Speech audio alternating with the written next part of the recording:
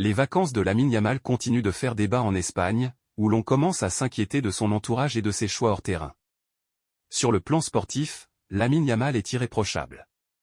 Sur le terrain, il brille par son talent, son fair-play et son attitude exemplaire. Ni les entraîneurs, ni les arbitres n'ont eu à se plaindre de son comportement.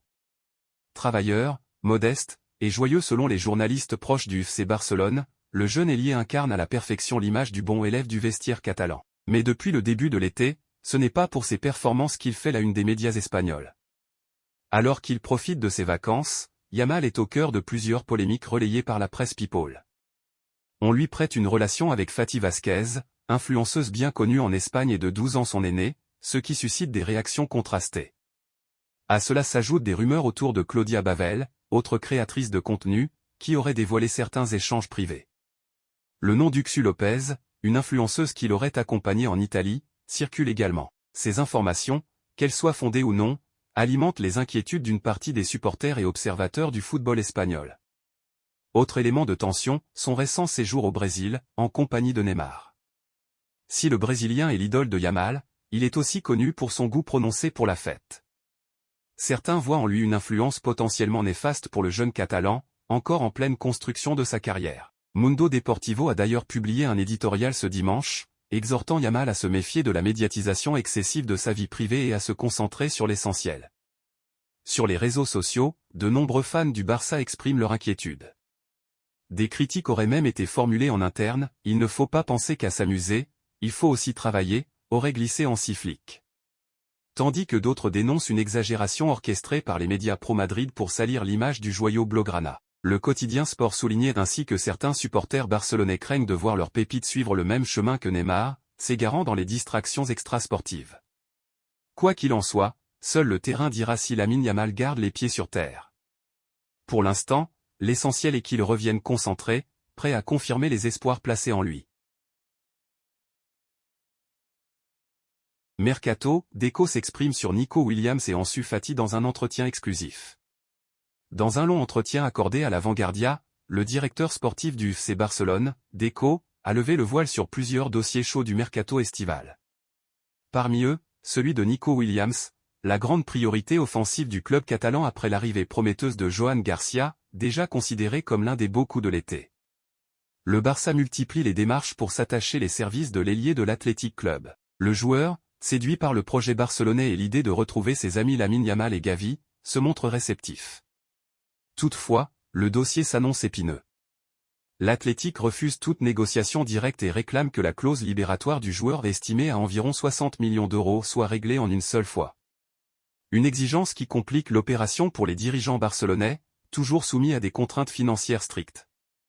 Des ventes, notamment celles de Ronald Araujo ou de Fermín López, pourraient être nécessaires pour boucler l'affaire. Interrogé sur le sujet, Deco a confirmé l'intérêt concret du club, il y a une condition indispensable pour qu'un joueur vienne ici, croire au projet.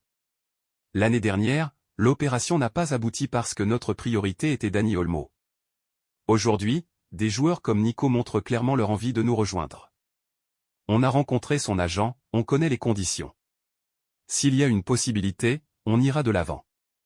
Sur le lien entre Nico et certains cadres du vestiaire, il tempère, c'est positif qu'ils s'entendent bien avec Lamine Yamal, mais Barcelone n'est pas un club d'amis. Ici, on vient pour travailler et gagner. Cela dit, on veille à garder un bon équilibre dans le vestiaire. Nico et d'autres joueurs ciblés sont des profils sérieux, ambitieux et prêts à tout donner. Deco s'est également exprimé sur le cas d'Ansu Fati. Annoncé sur le départ, notamment vers Monaco, l'ancien joyau de la Masia est à un tournant de sa carrière, à 23 ans, il ne peut pas se permettre de rester sans jouer. On est ouvert à un départ, et s'il demande à partir, ce sera sous forme de prêt. Oui, on a discuté avec Monaco. Ansu est encore jeune, mais il doit continuer à progresser. Il n'a pas dit son dernier mot. Le message du directeur sportif est limpide, Barcelone veut rester compétitif, mais sans faire de concessions sur l'exigence, l'ambition et l'équilibre du groupe. Le possible transfert de Nico Williams au FC Barcelone suscite une vive colère chez les supporters de l'Athletic Bilbao. Bien que rien ne soit encore officiel entre le club catalan et le joueur de 22 ans, son intérêt marqué pour un départ vers le Barça est perçu comme une véritable trahison par une partie des fans basques. Selon plusieurs médias locaux, la tension est montée d'un cran à Baracaldo, où une fresque murale à l'effigie des frères Williams et d'Iker Muniain, célébrant leur victoire en Coupe du Roi 2024, a été vandalisée. Le visage de Nico Williams a été effacé, remplacé par un message sans équivoque, « Que tu restes ou que tu partes, tu as perdu notre respect ». Ce geste témoigne du ressentiment grandissant d'une partie du public, qui peine à accepter l'éventuel départ de l'un des symboles du club vers un rival historique. Le Zénith Saint-Pétersbourg a récemment fait parler de lui en apportant, via TikTok, un soutien inattendu au FC Barcelone dans le dossier Nico Williams. Le club russe a effectué un don symbolique pour contribuer au paiement de la clause libératoire de l'ailier espagnol, estimée à environ 58 millions d'euros, alors que le Barça aurait déjà trouvé un accord avec le joueur autour d'un contrat de 6 ans. Dans sa communication officielle, le Zénith a expliqué ce geste avec une touche d'humour et de reconnaissance, « Vous nous avez donné Malcolm, heureux de vous aider », en référence au transfert de l'attaquant brésilien du Barça vers le club russe en 2019. Malgré ce clin d'œil, cette contribution n'a aucun effet concret sur le plan sportif ou juridique.